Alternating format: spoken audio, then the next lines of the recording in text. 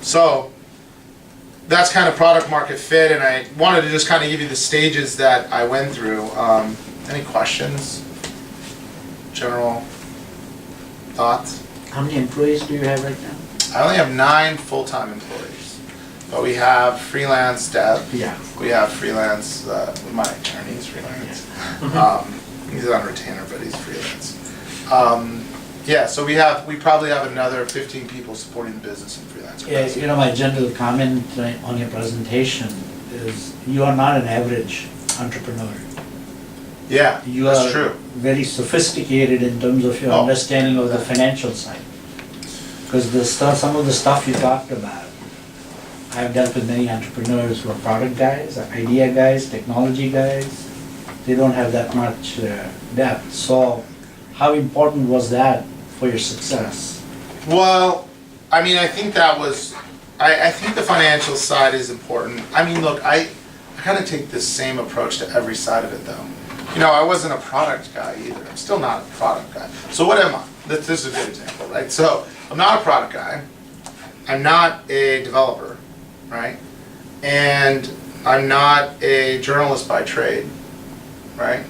So I am a business guy who's worked in the media industry, okay? And my business partner is a business guy who's worked in the media industry. Now, he has a very strong financial background. My business partner is an HBS guy, and he's great with modeling, and he has sophisticated models. However, with that said, and with all of, I think, our combined experience, I still think that there was a big learning curve, and there was a lot of studying. We used to like cram for tests. We'd be in a room, and we'd be like, okay, these guys are looking for this kind of multiple return. Can we really deliver that? You know, how do we figure that out? But the same goes with product. We did our wires, you know. I just think you have to roll up your sleeves. I really think it's a lot like running a restaurant. And I'm biased because that's my background, but I really think it's like running a restaurant, right? You have to know what's going on. You have to know your cost of goods. You have to understand when people are wasting a case of tomatoes because they cut them wrong, right? You have to know what all your electrical costs are. You have to know every single aspect of the business, to some degree at least, right? I mean, at first I wanted to hire someone to do the wireframes, that's for sure. I didn't want to do all that work. But you do, and you get into it, and then you start to get a passion for it. Yeah. Go ahead. I'm sorry, how close were your projections to your actuals? Oh, good question.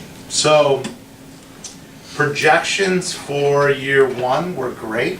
We exceeded them by 16%. They were right on, which gave us this false sense of security. And projection for year 2 in the next round, we threw up like 575% growth from year 1 to year 2, and we ended up with a measly 100% growth. Which then I had to explain to the board, which was, hey, but wait a second, you know, let's not forget we got 100% growth. That's amazing. But we had thought that we were like, wow, all the market conditions were there.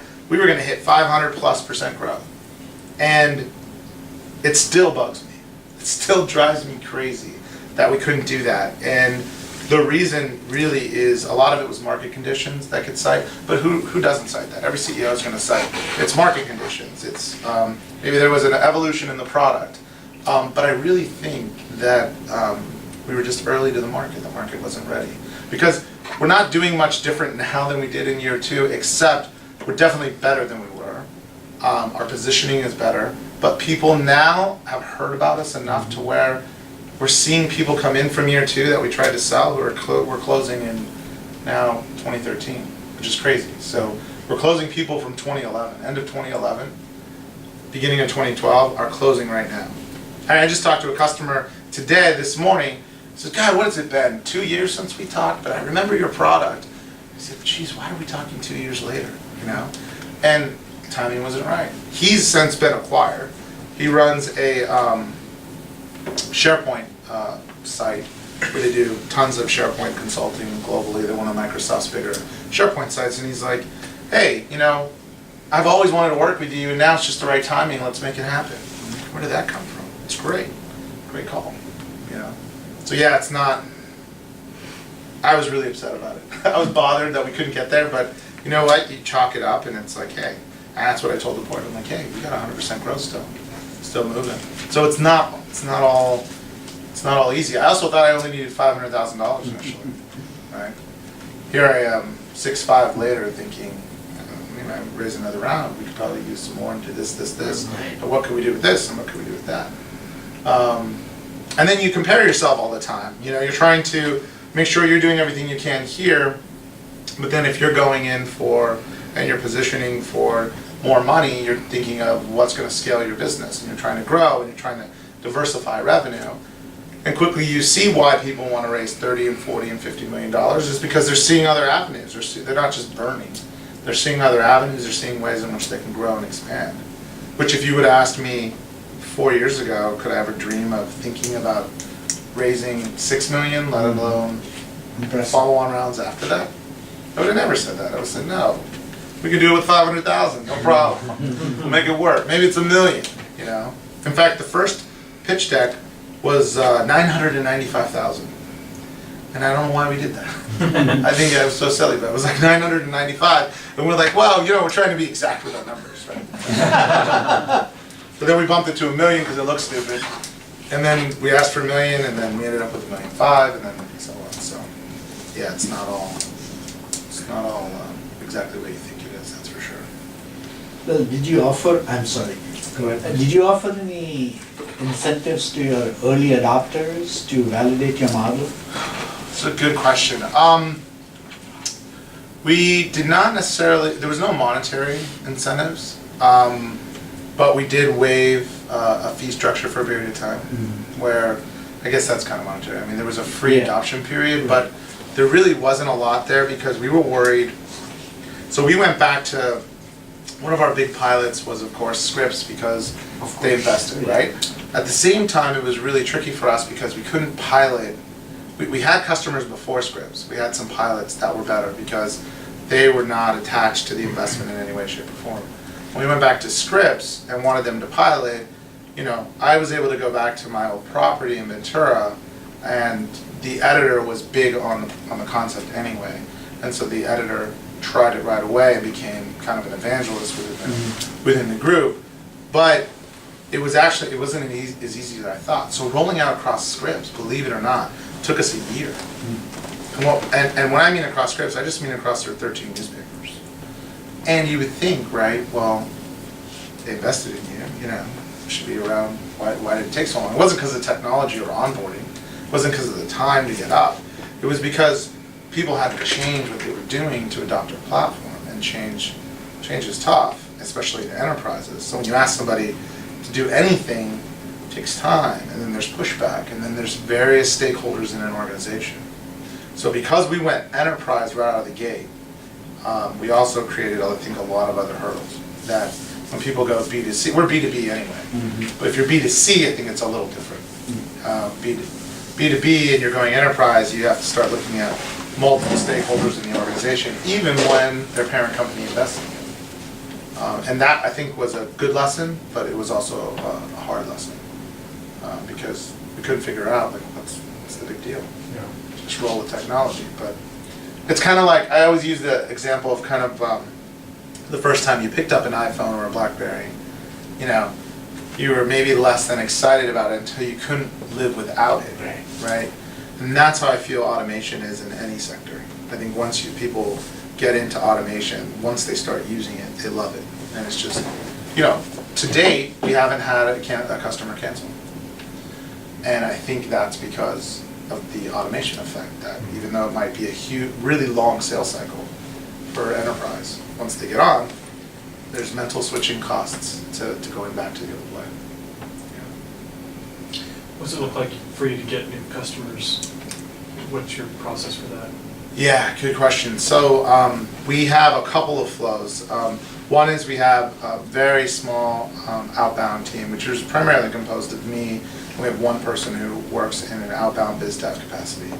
And we're the ones taking high-level meetings and meeting with senior leaders of these enterprises to try to get them to sign and roll it down through their organizations, right? And then we have a inside team made up of a platform marketer who specifically focuses on marketing automation, or drip marketing is kind of a referral to it, which uses conditional logic in their emails to figure out where people are in the funnel. So we have a very tight kind of funnel architecture that we work with, and we really have two funnels. We have one that's focused on lead gen, and then one that's focused on the buying funnel.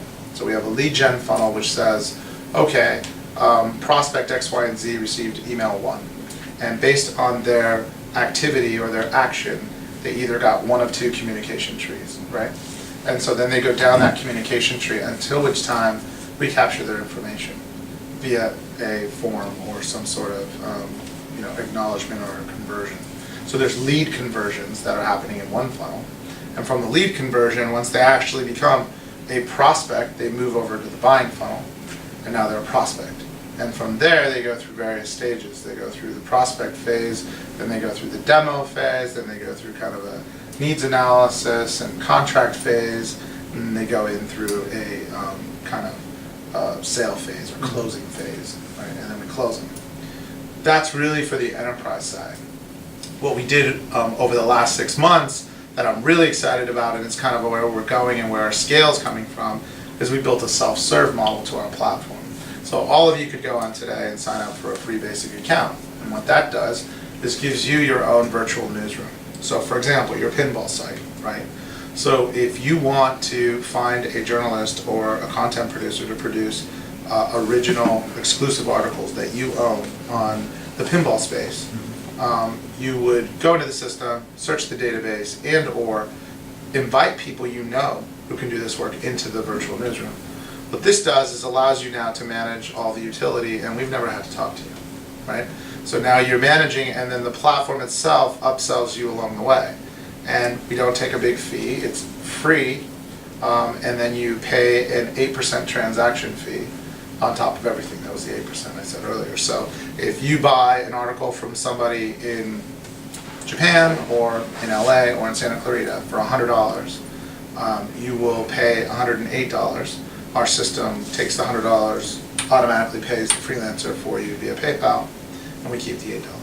Is there something on the freelancer's end as well? Yeah, the freelancer gains a dashboard in their whole suite or utility. Think of it as kind of a QuickBooks for freelancing in this journalism space, where they're able to see a dashboard of all the people they're working with, so they can have a project from everyone in the room concurrently, and they'll able to see track their earnings to date, and they can get their 1099 information, they can update their profile. Do you take a cut from them as well? No, we don't charge freelancers at all. Freelancers are absolutely free to use the system, but we vet who gets in the system. So there's 2,500 journalists in the system now. There could easily be 20,000.